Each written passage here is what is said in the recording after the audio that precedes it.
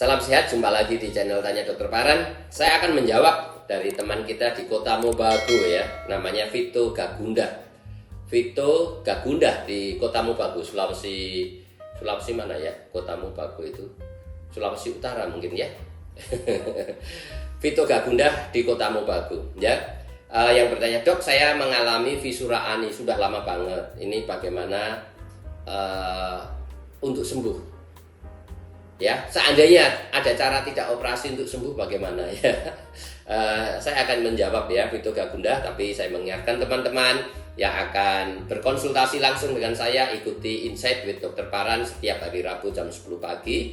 Dan bagi teman-teman yang bertanya, silahkan tulis di link Tanya Dr. Paran, saya akan menjawab dan mengupload di channel YouTube Tanya Dr. Paran. Kembali kepada Vito Gagunda ya, di Kota Mobagu ya, jauh ya, Kota Mobagu.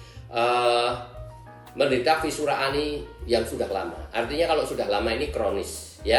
Kita tahu fisura ani yang akut itu hanya BAB susah, nyeri ya, BAB nyeri dan kadang berdarah ya. Nyeri sekali. Antara nyeri dan berdarahnya lebih dominan nyerinya ya. Kalau wasir dalam itu lebih dominan berdarahnya daripada nyeri. Jelas ya. Darahnya segar lagi. Kalau fisura ani itu lebih ke arah nyerinya ya, yang kemudian akan sembuh dengan sendiri. Sebagian besar akan sembuh sendiri dalam 2-3 bulan ya, kalau kita BAB-nya lunak ya.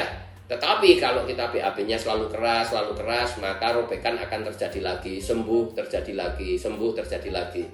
Apa yang terjadi? Maka masuk dalam fisura ani yang kronis ya. Yang kronis ditandai dengan apa? Timbulnya benjolan yang namanya skin tag ya, walaupun sebetulnya di dalam anus itu juga ada yang namanya hipertrofi papila, juga menonjol.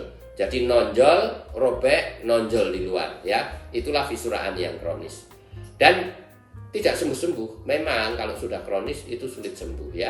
Karena apa? Kulit yang harusnya ketemu, dia sembuh melekat di otot klep dalam yang selalu bergerak.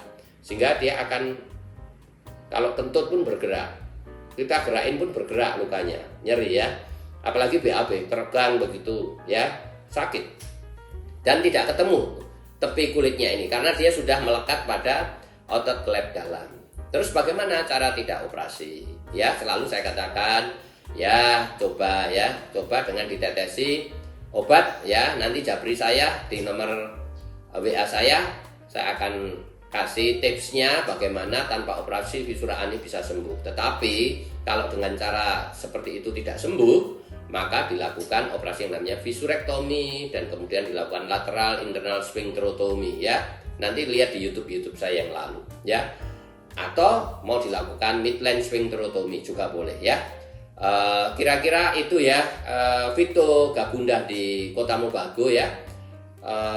Silahkan WA di nomor saya ya, di 085-329-11-3969 ya. Nanti saya akan kasih tips and trick bagaimana fisura ani sembuh tanpa operasi ya. Walaupun sulit tapi bisa dicoba ya, karena banyak pasien saya berhasil. Syarat utamanya adalah BAB tidak boleh keras, kemudian menumbuhkan jaringan di antara kulit yang sudah sembuh itu supaya menjembatani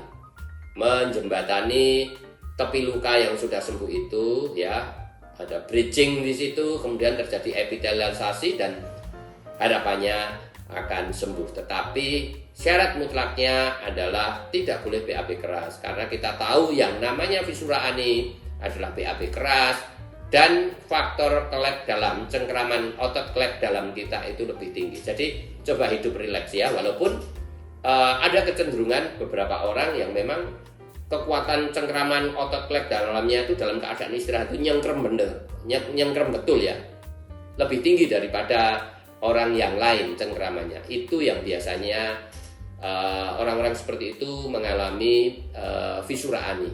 Jelas ya. Kira-kira itu jawaban saya, Vito Gagunda di Kota Mobagu. Bagi teman-teman saya ingatkan lagi, jika ingin konsultasi langsung dengan saya, silahkan ikuti Insight with Dr. Paran setiap hari Rabu jam 10 dan 10 pagi ya.